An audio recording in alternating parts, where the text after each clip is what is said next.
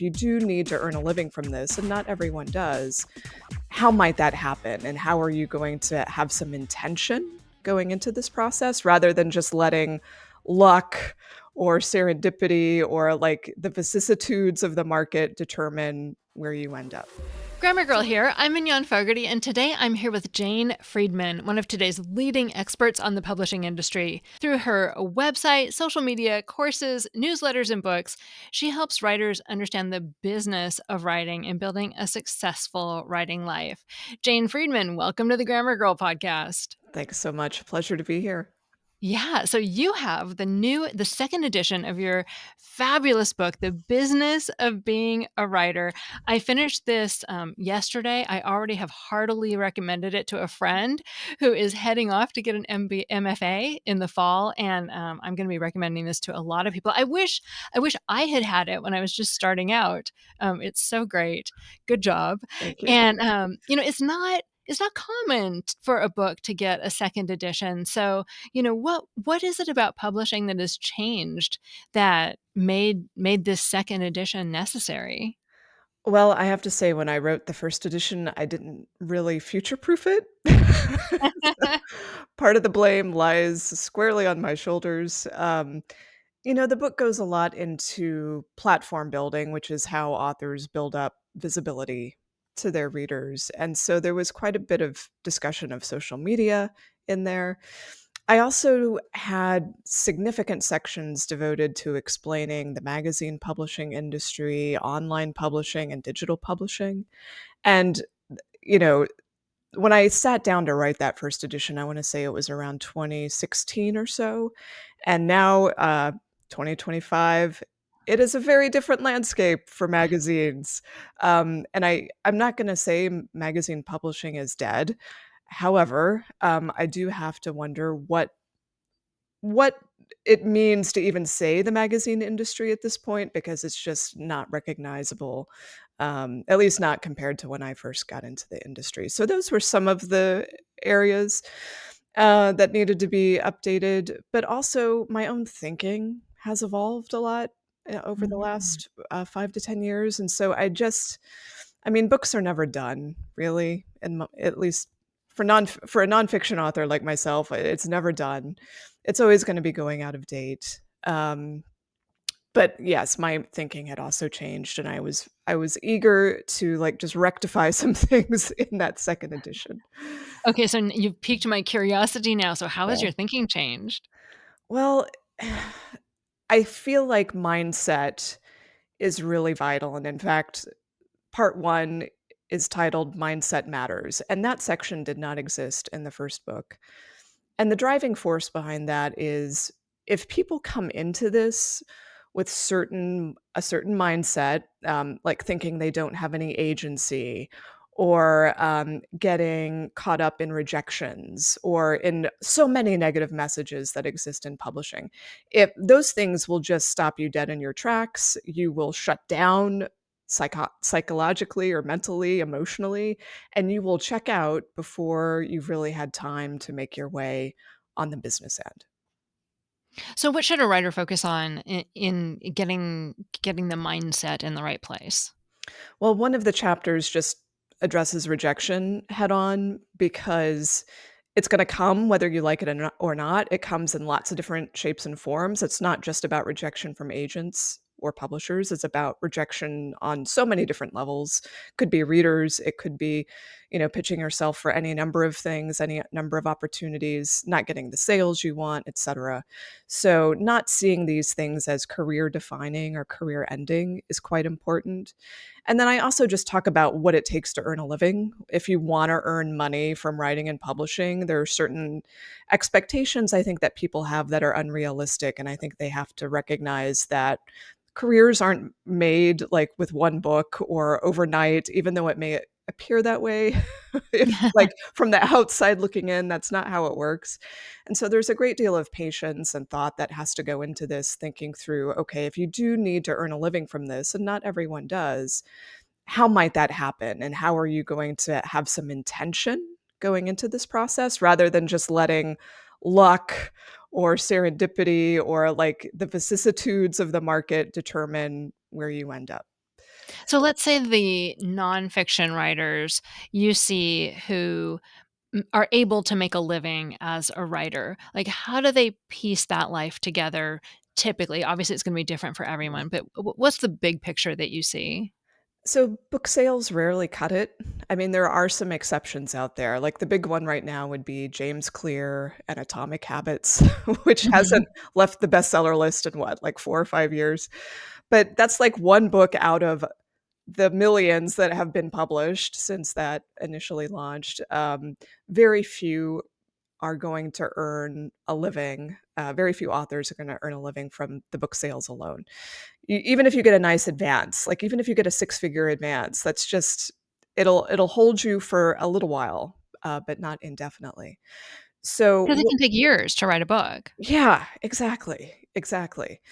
So there are other methods of earning money, and in fact, most people who come to this from an entrepreneurial background or from a business background, they're actually looking at the book as more of a business card anyway. It's there to support other efforts. It could be to support consulting, coaching, services, speaking, teaching, all these other revenue streams. And in fact, there was a really recent study done for business book authors specifically, but I think it applies to all nonfiction authors, showing that the books rarely give you a positive, well, I shouldn't say rarely. Um, Maybe half would give you a positive return on investment. That doesn't mean a living, but most people were earning profits off those other things that I mentioned, especially like consulting or teaching or speaking. For nonfiction experts or people who are authorities in their field, that's the much more lucrative side. Mhm. Can you talk about, speaking for free versus speaking for money as an expert? Like, Yeah. do you need if you wanna build a successful writing life, do you need to do both? Do you need to do one to get started, or should you just only do things that pay? Like, how do you advise people to sort of build that part of their business life? Well, there's so many variables here, right? So I don't want to speak for what every author might do or should do, but I would say, speaking from my own experience and other authors who are comparable to me, there's usually a mix of things. And so, in other words, there might be local or regional and even sometimes national opportunities where you're going to speak for free if your expenses are covered, or maybe you're going to speak for free because the opportunity is going to give you some paid gigs as a result. Like it's going to provide you contacts or some networking that is just as valuable as that speaking fee. And then there will be other opportunities where they are going to pay you that 5,000, 10,000, 20,000 plus. Because you have a name that really means something to that event, and your name and the fact that you're showing up at that event actually helps draw attendees or helps the event itself be more desirable and profitable. So you have to take an honest look at yourself on some level and say, what am I bringing to this event? Am I worth what I'm asking for? But I will say, you know, for novelists or memoirists or some of these other folks, I do not advocate necessarily speaking for free, but you have to consider if you're just starting out and your book isn't that well known, sometimes the visibility and the networking, meeting people who can advocate for your book is just as important as getting paid. Right, and it all sort of builds because sometimes people write books so they can do speaking, sometimes people Right. end up speaking because they've written a book. Exactly. Um, one thing you said in your book that I thought was really wise was to focus on the message and not the container. Can you talk more about that? Yes, I I deal with many people who really glorify the book. The book at like especially I don't wanna say this is just older people, I think it's all ages, but definitely people who came of age before the internet and fell in love with books and authors or going to the library or the bookstore. They tend to put a lot of authority and weight on publishing a book, and they really want something out as a book because that like, then you've really accomplished something. Yeah. And, I'm not saying that's wrong, like, that whole mythology of the book still exists, But there's also so many other things out there now competing for our attention. There are so many other ways, especially on the nonfiction side, that we consume media, information, different ways we learn, different people that we respect, or teachers, the whole nine yards. And this, I include myself in this. So most of my writing is not in book form. Most people are learning from me through shows like this, Yeah. through interviews that I give at conferences, through the classes that I teach online, through the newsletters that I send every week, through my website, through the archive of material going back to the year 2010. So people interact with me in a lot of different ways. And in fact, some of these I think are more valuable to people in that moment than actually sitting down with the book. I mean, the book, as we just discussed, it goes out of date. And I can't speak to some of the ways that the market's changing or people's own unique experiences. So I'm always counseling people to think beyond the book. There's so many ways to share a message, to be in front of an audience, to help people on the issues that you care about. A book is an Books are it's sometimes hard to break through with the book. There aren't that many, let's say, publicity opportunities to talk about just a book. There usually has to be something else behind it, some message, some problem that you're helping people address in order to get the attention for the book itself. Yeah. One thing I'll say though, I have subscribed to your newsletter for years, and yeah, it's so great to have it all in Yes, one place, yes, to be able to tell my younger friend, like, "This is what you need to know," like, all this here. So, it does serve a great purpose, and in some ways, it's easier to recommend right. instead of saying, "Well, subscribe to her newsletter, and over the next 5 years, you'll learn everything that's really important." Yeah. You know? So I do love books for that reason, but I know what you're saying. And, another thing and one thing you said in the book that really surprised me is that, digital publishing hasn't taken over as much as people, thought it would maybe 10 years ago, which surprised me because people send me physical books because Mhm. they're nice to hold up in the Yeah. interview, and when I'm reading for pleasure, I typically read an ebook, but it sounds like maybe that's not as much the case for everyone.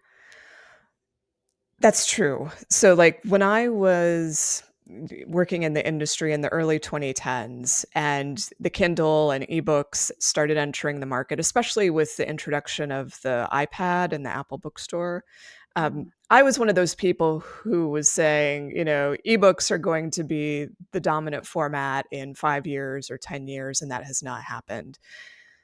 I would say on average, it's about 30% of what traditional publishers sell if you average together all categories, all types of publishing. To be fair, if you just look at the self-publishing market and the authors who are very successful in genre fiction, like romance, science fiction, and fantasy, that is largely ebook driven or people reading through Kindle Unlimited. So there are like very specific sectors of the market that are dominated by digital formats. But I think one of the reasons print has had such staying power is that it's still a technology that works. yeah.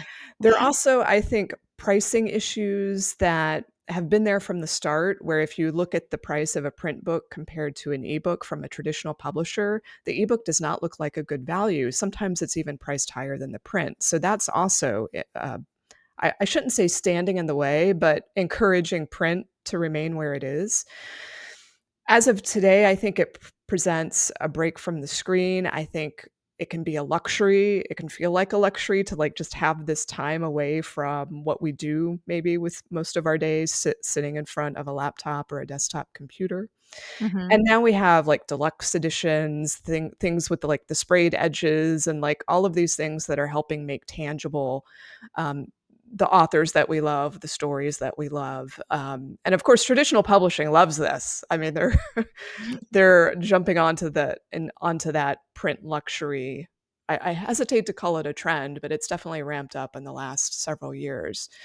Now, one thing that's interesting though is audiobooks, digital this is a digital format at this point. Most people are listening through places like Audible or Spotify, and in some areas, audiobooks have overtaken ebooks in consumption. And so that's a very interesting thing to watch as well. It's not something I would have predicted, but it has helped preserve young people's interest in books because of the ability to listen while they're doing other things. Yeah, kinda like a podcast, I Yes. mean, it's something you can do while you're doing the laundry or walking the dog, and Yep. it's a way to fit that information in when you might otherwise not be able to. It also sounds from your book like you have sort of changed your thinking about self-publishing, um, in particular, maybe ebooks for things like romance authors. Well, I've always been a proponent of self-publishing as a valid path, as valid as traditional publishing, and this goes back to my time at Writer's Digest magazine, where my first I they didn't really have beats per se for the magazine, but they had people who were in certain areas of specialization, and they when I joined the staff, they said, "Okay, you are going to be our self-publishing expert," and what they didn't tell me is because no one else wants to study that. Um, and so I dove into it, I read the major guides, and this is when ebooks were really starting to take off in some regard. Far away from the Kindle days, but they were starting to be recognized as a viable format. And I went to some self-publishing conferences, and it made me so empathetic to the plight of the self-published author because they weren't getting any respect. There was a stigma, and they had to work so hard to be taken seriously. And I think if you fast forward to today, and I feel like even though there is some stigma in, I would say, literary circles, like for very particular types of work, the stigma has been washed away, as far as commercial fiction, certain types of nonfiction. We also now even have Insta poets or the TikTok poets who, are able to find their audiences through social media. And what really actually makes me quite optimistic, for all authors, is how much traditional publishers have kind of started being more flexible and more partner oriented when they see self-publishing authors succeed, rather than saying, we won't work with you unless you fork over every last right. Instead, we're going to partner with you, and we're just going to take the rights we need, usually print rights, to distribute to print retail. We're going to take those rights, and then you keep your digital rights, keep doing what you're doing, and then we'll partner to lift the sales of all editions, and we'll focus on the publisher focuses on what they're really good at, which is the bricks and mortar distribution, and also just facilitating things like foreign translation rights and sub rights and things of that nature. Anyway, for those who are curious about this phenomenon, I would point you to Sourcebooks, because they have several imprints that do this now.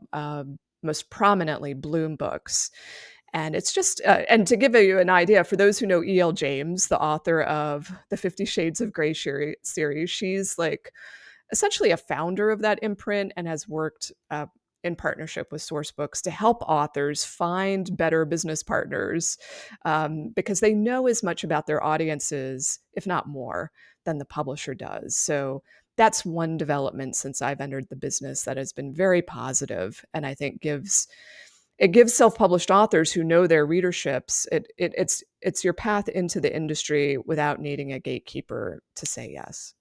Yeah. Oh, that's really cool. I didn't know they were doing deals like that Yeah, now. yeah, Yeah, nice. That makes sense.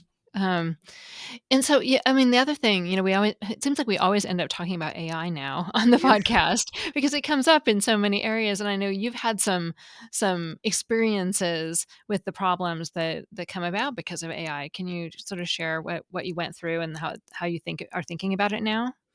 So in August of 2023, I stumbled on about half a dozen books that had been written by AI. I mean, I can't prove it, but it seemed pretty obvious. They were released in quick succession, full-length books with my name on them that I had nothing to do with. And it was actually quite difficult to get Amazon to take down these books, because they weren't infringing on anyone's copyright. AI had written them, so it's not like I could claim copyright. I didn't have a trademark on my name at the time. I've since rectified that. And so it took a PR campaign essentially to get Amazon to take these books down. Looking back, that now seems like a very kind of provincial, limited time problem because since then, Amazon and others in the book ecosystem have really tightened the ship in terms of what you're allowed to self-publish. Those were self-published books, of course. You can only self-publish 3 books a day through the Amazon system, just 3. Just so many. There's now author identity verification. So they're taking steps to like limit just how bad things can get, but I have to say it's still bad. So Mhm. essentially what's happening now is you see all sorts of copycat books coming onto the market that kind of approximate books that are on the market or about to come on the market. Oh, So, for instance, there's a author who just did a literary cats coloring book. It's by Andrew Schaefer, and a week before his book came out, there was the same type of book. It was like cat not literary cats, but cats of literature, some slight twist, and it was the same concept, and I can only assume that the people who are doing these AI projects are looking at forthcoming titles. They're looking at what's going to be coming out in the next month. And then they use AI tools to generate something like that and then try to skim off sales from the marketing and publicity that those new titles will hopefully, the authors hope that they're going to get or that the publisher is supporting. So that's really ugly. And I haven't seen any attempts from Amazon to slow that down, although there are greater protections through retailers and through Ingram, but there's still so much pollution out there. oh, that is really crummy. So if someone's searching Amazon for, a book that is coming out that they've heard about, they can easily stumble upon these similar Oh, things yeah, and be confused. easily. It's really awful, I think, with memoirists or people who are writing about their lives. It's because Yeah, they see this book come out that is just summarizing their life in this really shoddy way, and it's like, "What?" Like, it feels personally insulting. yeah. Wow, and so you think this is another problem, It is. long term with books? I think it could be nipped in the bud or it could be stopped if Amazon had the will to do so. Why they allow it to continue, I'm not sure because it's a really poor customer experience. I think people mistakenly buy these books, not realizing what they are. And some Mhm. people just don't understand how much AI has progressed that it can produce these things. And they just think it's a poor quality book. I'm not sure that all consumers realize it's an AI generated book. Mhm. Do you have any other thoughts about AI and how it's going to affect the publishing industry or the lives of writers trying to make a living in the next year or 2? Well, I mean, everyone right now is so angry about the training that occurred without permission or payment, and in I that's gonna be handled in court, right? Like, it's out of author's control, so I don't particularly like to focus on the anger and the outrage because I don't know Right. how productive it is, like, let's let the legal process take its course. Um, and then so once you get past that part, and maybe some people won't, you have to think about how can I ethically use these tools to support my work? And I do worry for authors and publishers who are automatically anti-AI because other people are going to use these tools and, in my opinion, have an advantage. It's going to make them more efficient. It makes me more efficient. I use these tools. And so you have to think about though, where do I draw the line in what I'm having the AI do for me? Because there are definitely authors today, no question, who use these tools to write entire books, chapter by chapter or scene by scene. And they may or may not be transparent about how those books came about. And even though the US Copyright Office says you can't get copyright on that book if it's purely AI generated, um, you can still get copyright for the arrangement of words. But the thing I always think about is how does anyone know? Like, there are no tools that tell us Right. exactly what's been AI generated or not. And it just gets really fuzzy really quickly. So, in any Yeah. event, I think there are some transparency issues that everyone's gonna have to work through, and it's just this very confusing time because I don't think no one really has put out policies or standards. I'm thinking here of publishers in particular. Everyone is kind of tiptoeing around the topic because they're afraid of someone getting angry or, laws being broken, and so I couldn't be more eager to kind of get past this this time period because it's just confusion and law breaking, and that's what it feels like. Yeah. I do feel like in the long run, I mean, the relationship that the author builds with their readers has always been really important, but Yeah, I feel like moving forward, it's going to become even more important. I agree. I agree. So this I'll share a quick anecdote Okay. because it's so I think it shows that human authored content or books is still going to be primary. There's a digital literature company called Inkit. They have Mhm. a serialization app where they have authors come up with ideas, like bullet points of what the book should be like, and then they have AI write the stories. And the company is trying its utmost to build author personas to make it appear as if real human beings are authoring these books, even though it's AI operating behind the scenes. And the CEO is pretty direct. He's like, if people knew it was AI generated, they wouldn't care about it. And I think he's right. Yeah, yeah, I was just reading about that last week, it's fascinating, and I think there are 2 Jane Friedmans in publishing, and I think it said Jane Friedman was an advisor to that Yes, company. Is that you, or is it the other one? it's not me. Okay, then It's the the other other one one. is that's always confusing. It is. Yeah.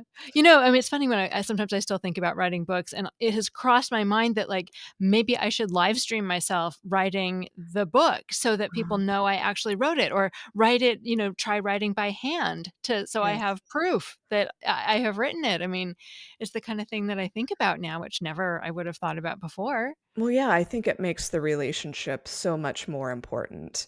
The relationship between author and reader and showing how you're involved in however that book came to exist. Yeah. Wild. Well, again, this is just a fabulous book, The Business of Being a Writer by Jane Friedman. Jane, and you have so many amazing resources on your website too. Maybe can you give people a rundown of some of the things they can find and where to find you? Yeah, janefriedman.com is the best place, and I have a lot of cornerstone posts on the business of publishing, how to get published, self-publishing, hybrid publishing, how to market and promote your work. And then the book also has a dedicated website with examples of submissions materials like queries, synopses, book proposals. So that's all free. You don't even have to buy the book actually to benefit from all of that. Wonderful. And then, so for our Grammarpaloozians, Jane has 2 really successful newsletters. And in our bonus segment this week, she's going to give us practical tips on making your writer's newsletter better. I felt really inspired after reading the book, and I think you'll feel inspired after hearing her tips too. But for the rest of you, thank you so much for being here. That's all. Thanks for listening.